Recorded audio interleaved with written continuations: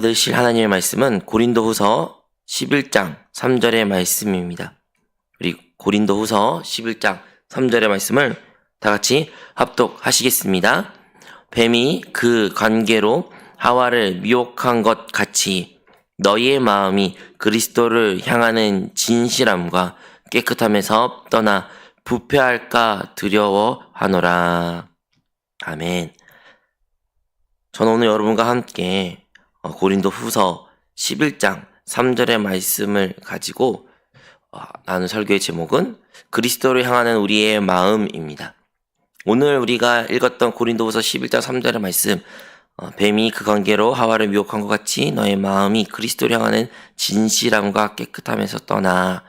여기서 우리 한국말 성경에서는 그리스도를 향하는 진실함이라고 기록되어 있습니다. 근데 원어에서는요, 이 진실함이란 단어가 다름 아니라 읽으면 하플로테토스라고 써져 있는데, 이 사전적 정확한 의미는 단순, 즉 분열이나 이기주의가 없는 것, 성실, 소박이라고 좀 더 번역되어 있습니다. 조금 다르게 그러면 우리가 이것을 정확하게 이해하려면 그리스도를 향하는 어떤 말이에요? 단순함과 깨끗함에서 우리가 떠나서는 안 된다라고 말합니다. 우리가 그리스도를 향해서 어떠한 마음을 가져야 되냐? 오늘 바울이 말하기를 그리스도를 향해서 우리는 단순한 마음을 가져야 되고 깨끗함, 순수한 마음을 가져야 된다라는 것입니다. 그것이 한 단어로 말하면 순수죠, 순수. 우리가 알고 있는 것처럼 순수라는 것은 단일한 마음이라는 것입니다. 단일한 마음. 그리스도 향해서 우리는 과연 어떤 마음을 가지고 있나요? 이거의 반대말은 단순하지 않다는 것이죠. 단순하지 않는 것의 반대말은 화려하는 것, 많은 것이 치장되어 있는 것, 많은 생각들을 품어 있는 것, 많은 의도가 있는 것이라고 말할 수 있고, 깨끗함의 반대말은 더러운 것, 음행한 것을 우리가 말할 수가 있습니다. 우리가 주님을 섬기면서, 하나님을 섬기면서 우리는 이 진실함과 깨끗함, 좀 더 정확히 말하면 단순함과 이 깨끗함에서 결코 벗어나서는 안 됩니다. 그런데 우리가 살고 있는 이 세상은 어떠한 세상입니까?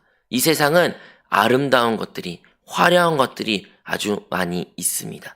그리고 그것을 장려합니다. 그것을 더 우리의 육신을 자극합니다. 그래서 모든 사람들은 이 세상권을 살아갈 때 더 자극적인, 더 화려하고 더 아름다운 것을 추구하기 마련이고 얻기를 원합니다. 세상이야 그렇다, 세상은 그럴 수 있다라고 우리가 생각할 수 있으나, 사실 근데 이 사단의 오늘 기록된 것처럼 뱀의 그 관계가 그냥 세상이 국한된 것이 아니라 믿는 이들에게도 적용되고 있습니다. 여전히 믿는 이들에도 그리스도를 믿으면서도 여전히 그 주님을 향한 단순하고 순수하고 단일한 마음을 갖기보다는 어떻게 하면 우리가 주님을 바라보지 아니하고 세상을 바라보고 세상의 것을 붙잡으려 하고 반대로 세상의 것을 이 교회 신앙생활에 가져오려고 하는 사단의 관계가 있다는 것을 우리는 알아야 합니다. 주님만을 바라보고 주님만 잘 믿으면 되지. 사실 우리가 또 기억해야 되는 것은 사단의 공격도 반드시 있다는 것을 알아야 합니다. 우리가 사단이 어떻게 우리를 유혹하고 어떠한 방법으로 우리를 넘어뜨리는지 알 수만 있다면 우리는 모든 사단의 관계에서도 구원을 얻게 되는 줄로 믿습니다. 요한 1서 2장 16절 같은 말씀에 우리 조인기 목사님도 자주 사용하셨던 말씀이시죠. 바로 이 세상은 뭐가 있는 거예요? 모든 것이 육신의 정욕, 안목의 정욕, 또한 이 생의 자랑이다. 이 세상의 자랑이라는 거예요. 이 모든 것은 아버지로 본 것이 아니라 세상으로부터 온 것이다 라고 기록되어 있습니다. 즉 우리가 신앙생활을 하면서 만약에 여전히 나의 육신의 정욕을 위해서 살고 안목에 보이는 것들의 정욕을 위해서 살며 또한 이 세상 가운데 이 생의 자랑을 위해서 내가 추구한 것이 있다면 이것은 벌써부터 진실함에, 그 단순함에, 그리고 깨끗함에서 벗어나는 것을 기억해야 됩니다.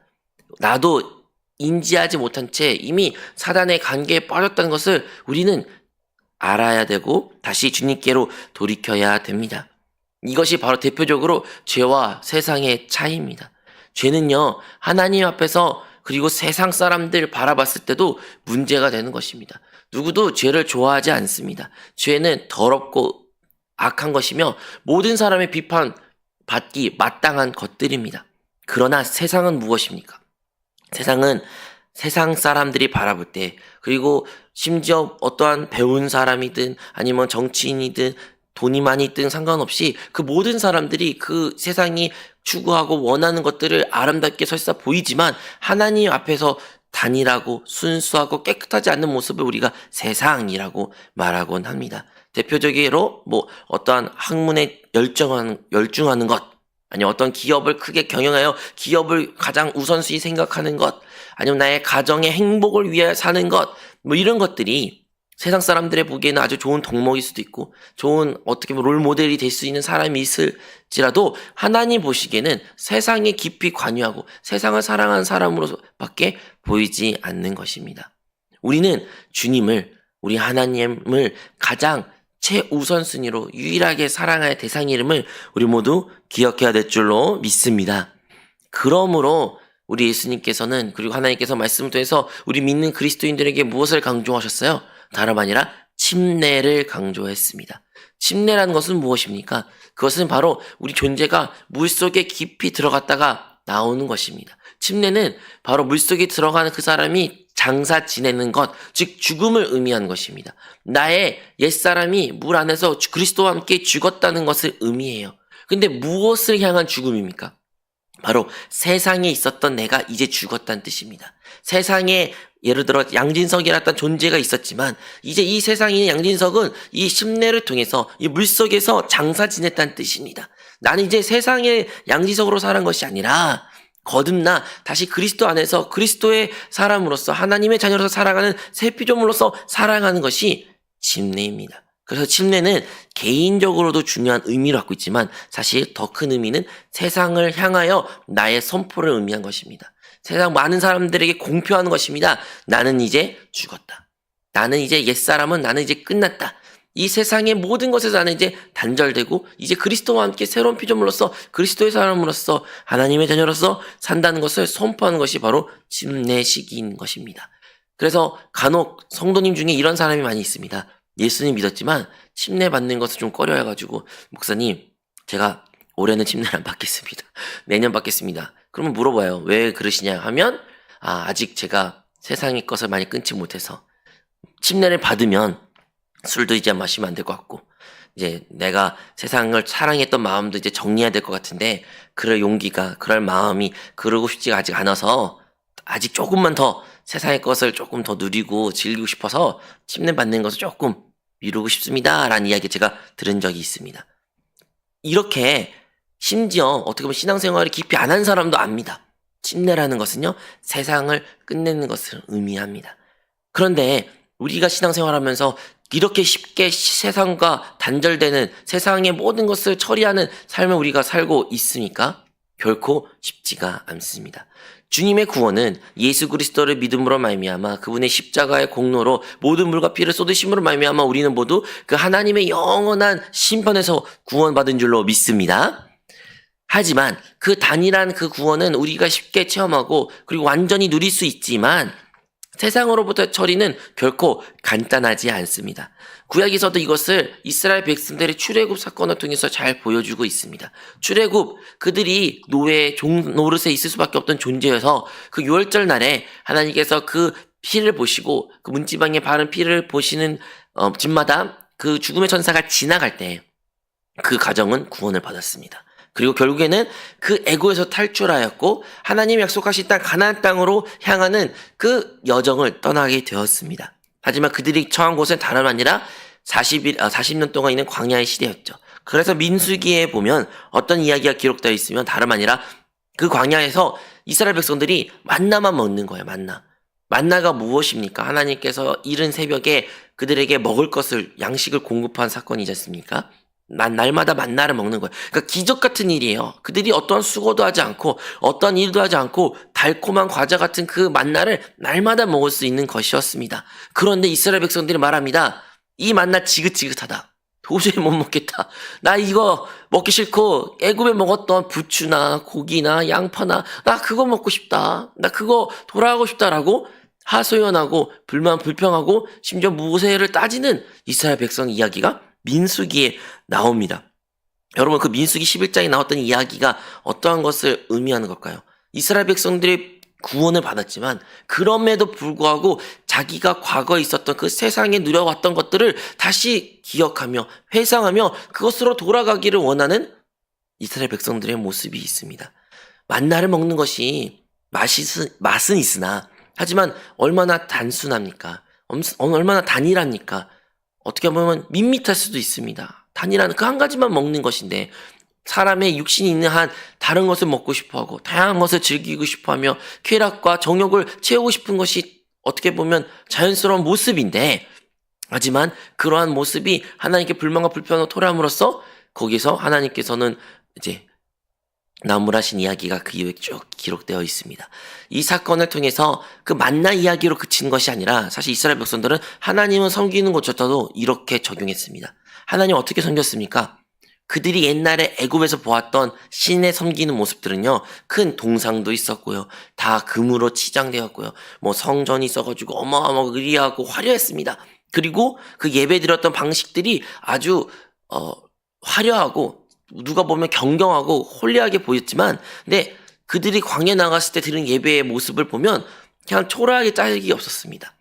오늘 우리가 그냥 성막이라고 말은 하지만 사실 여러분 성막의 사진이나 보셨으면 그냥 동물의 가죽으로 털로 덮은 그냥 나무로 만든 그냥 집이고 텐트입니다. 그곳 가운데 하나님이 계신대요. 그곳 가운데 하나님이 살아 계신대요. 이거는 이스라엘 백성들에게서는 자존심이 상한 일입니다. 아니, 이 세상에 모든 것을 창조하셨던 하나님인데 그 하나님을 내가 믿고 그 하나님을 내가 섬기고 있는데 이러한 초라한 곳에 있다니라고 생각할 수 있습니다. 근데 하나님은 그들 가운데 계셨고 그 성막 가운데 계셨죠. 오늘 우리의 삶 가운데 적용하자면 우리가 신앙생활하면서 우리는 날마다 양식, 하나님의 말씀을 통하여 우리에게 그리스도를 공급하시고 있습니다. 그래서 우리는 말씀을 통해 설교를 통해 양육과 공과를 통해 또 묵상을 통해 우리는 그 말씀을 날마다 먹고 있고 또 그것에 새 힘을 얻는 줄로 믿습니다. 그런데 이것이 간혹 또는 때로는 너무나도 밋밋한 것 같습니다. 뭔가 부족한 것 같습니다. 이게 진짜 전부라고? 이게 다라고? 말씀을 듣고 찬양하고 예배하는 그 삶이 너무나도 심심하고 느낄 때가 있습니다. 그럼 이제 다른 것을 좀 더 자극적인 것들을 원하게 하죠. 어떤 사람들은 세상에 다시 돌아갈 수도 있습니다. 또는 어떤 사람들은 세상인 것들을 다시 교회 신앙생활에 접목하려 할 수도 있습니다.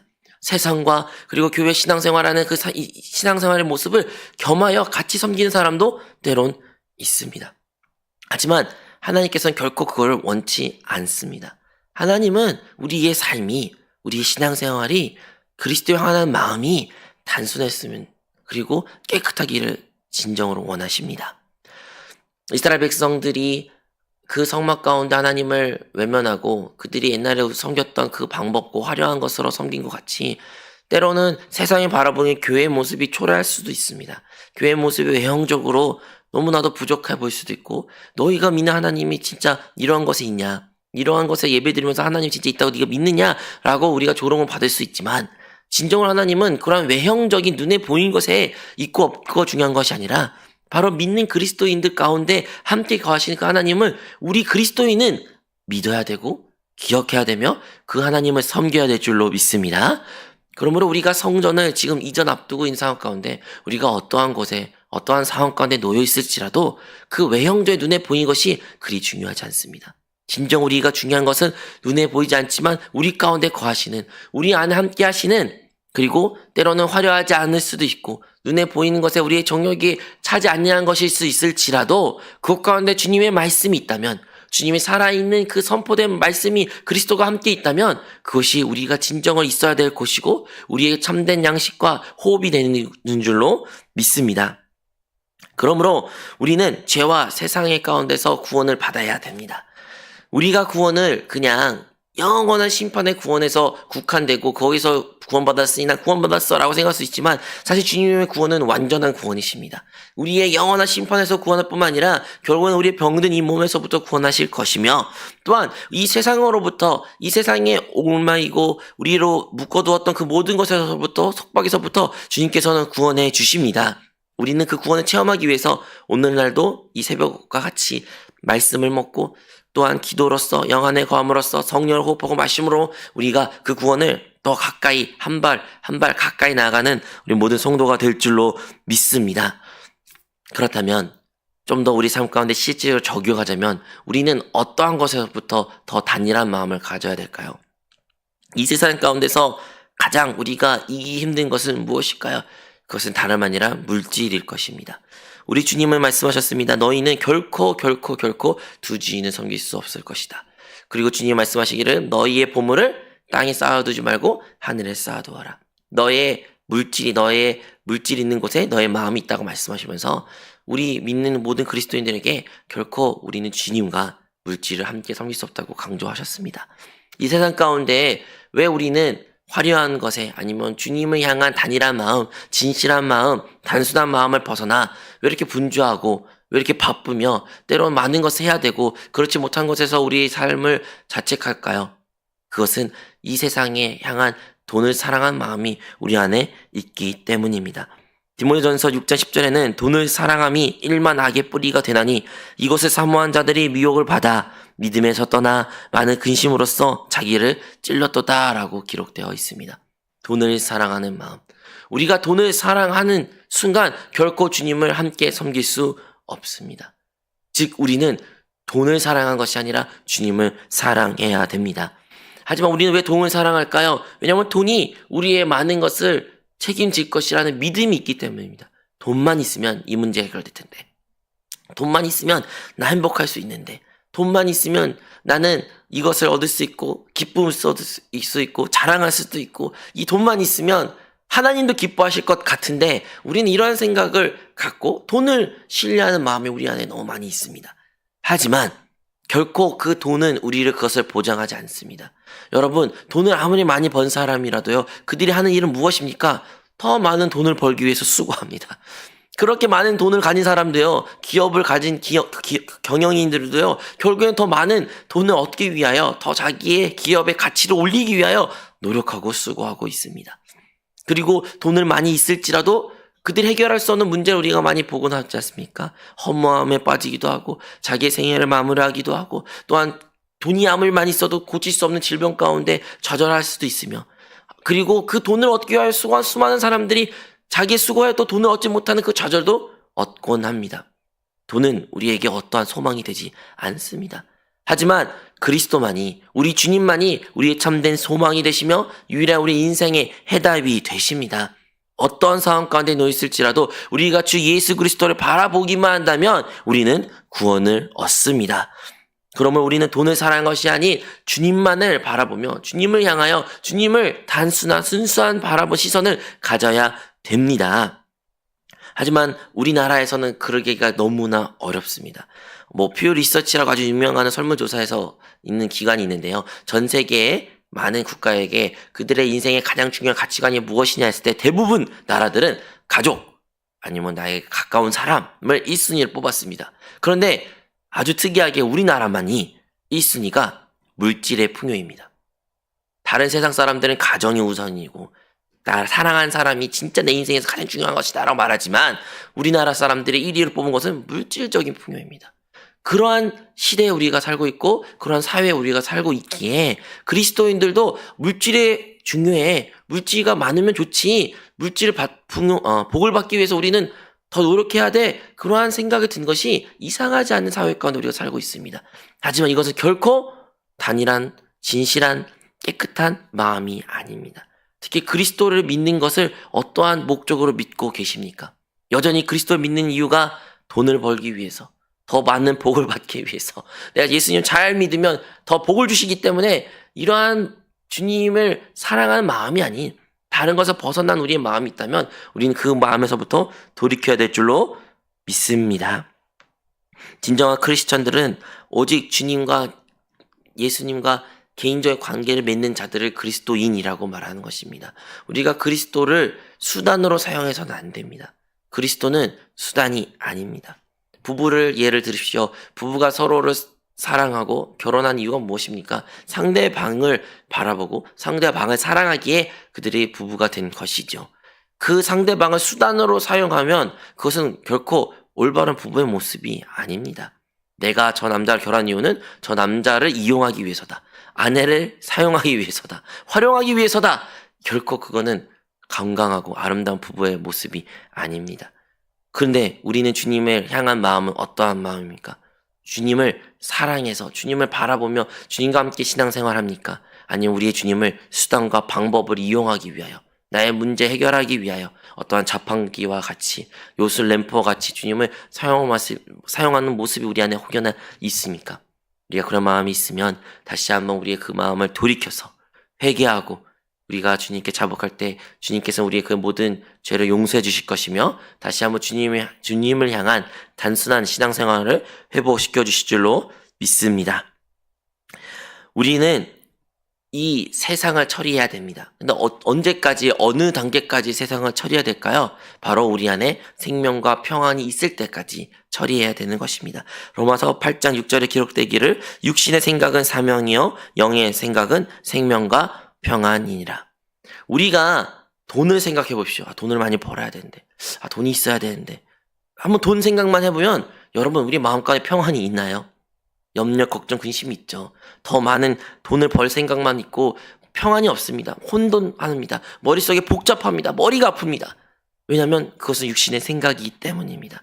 그렇다면 이 돈에서부터 어느까지 우리가 이 돈의 생각을 하지 않아야 될까요? 우리가 영의 생각을 하고 영 안에 거할 때 우리 어느 순간 우리가 주님께 기도할 때 생명과 평안을 갖게 될 것입니다. 그때까지 기도해야 되고 그때까지 우리가 이 세상을 처리해야 됩니다. 여러분 우리 안에 그 생명과 평안이 끊어지면 우리는 다시 기도로 돌이켜야 되고 주님께로 돌이켜야 되며 영 안에 거해야 되는 것을 기억하시기 바랍니다. 우리의 기도는 언제까지 드려져야 될까요? 사실 이거에 대한 답은 우리 조윤기 목사님이 이미 하신 바 있죠. 바로 우리 안에 생명과 평안이 있을 때까지 우리는 기도해야 되는 것입니다. 그 문제를 붙잡고 언제까지 기도해야 되나요? 그 문제가 해결될 때까지? 사라질 때까지? 물론 그것도 맞는 말일 수도 있지만 사실 우리가 그 문제 붙잡고 기도한 것은 이 문제가 해결됐다는 그 믿음과 확신이 있을 때까지 우리의 마음에 생명과 평안이 있을 때까지 우리는 그 문제를 붙잡고 기도해야 된다는 것입니다. 이와 동일하게 세상의 처리도 적용돼야 합니다. 우리는 주님을 향한 단순한 신앙생활을 회복해야 됩니다. 세상을 향한 문을 닫고 우리의 신앙생활이 단순해야 됩니다. 그것이 밋밋할 수도 있습니다. 그것이 지루할 수도 있습니다. 그것이 재미없게 느낄 수도 있지만 그것은 여전히 우리가 육신의 정욕, 안목의 저녁, 이생의 자랑을 가지고 있는 우리의 모습이란 것을 보아야 됩니다. 여러분 그렇게 느끼십니까? 그럼 여러분은 지금 성령의 빛 주심을 통하여 여러분 자신을 보시면 다시 한번 여러분 그리스도의 보혈로서 정결케 되어 성령의 불로서 여러분 그 모든 것들을 태우심으로 말미암아 깨끗하고 순수한 그 모습을 회복하시기를 주님으로 축원드립니다. 오늘의 설교 제목은 다름 아니라 그리스도로 향하는 우리의 마음입니다. 그리스도로 향한 우리의 마음은 어떠합니까? 진실하십니까? 깨끗하십니까? 단순한 마음을 갖고 품고 계십니까? 순수한 믿음으로 주님을 섬기고 계십니까? 그 모든 것을 우리가 회복할 때에 하나님의 놀라운 복을 진짜 주님과 하나됨을 우리 모두가 경험하게 될 줄로 믿습니다. 하나님 아버지, 오늘 새벽 예배를 통하여 다시 한번 우리가 주님을 향한 어떤 마음이 있는지를 점검합니다. 주님 혹여나 우리 안에 진실함과 깨끗함 또한 단순한 마음이 있지 아니함을 보게 하여 주시고 다시 한번 그것으로부터 돌이키게 하여 주사 주님을 향한 순수한 마음을 갖게 하여 주시옵소서. 무엇보다 물질과 겸하여 주님을 섬기는 것이 아닌 물질을 우리의 하늘에 쌓아두게 하여 주시고 그리하여 우리의 마음이 그곳 가운데 있게 하여 주사 주님을 그 순수한 마음으로 섬기는 우리 모든 성도들이 되게 하여 주시옵소서. 그리하여 저들이 기도하고 간구할 때마다 주님께서 응답하셨다는 확신을 갖게 하여 주시고 그들의 심령 가운데 생명과 평안이 넘쳐나게 하여 주시옵소서. 이 모든 말씀 예수 그리스도의 이름으로 기도합니다. 아멘. 하늘에 계신 우리 아버지여, 이름이 거룩히 여김을 받으시오며 나라가 임하시오며 뜻이 하늘에서 이루어진 것 같이 땅에서도 이루어지리다. 오늘 우리에게 일용할 양식을 주시옵고 우리가 우리에게 죄 지은 자를 사하여 준 것 같이 우리의 죄를 사하여 주시옵고 우리를 시험에 들게 하지 마시옵고 다만 악에서 구하시옵소서. 나라와 권세와 영광이 아버지께 영원히 있사옵나이다. 아멘. 할렐루야.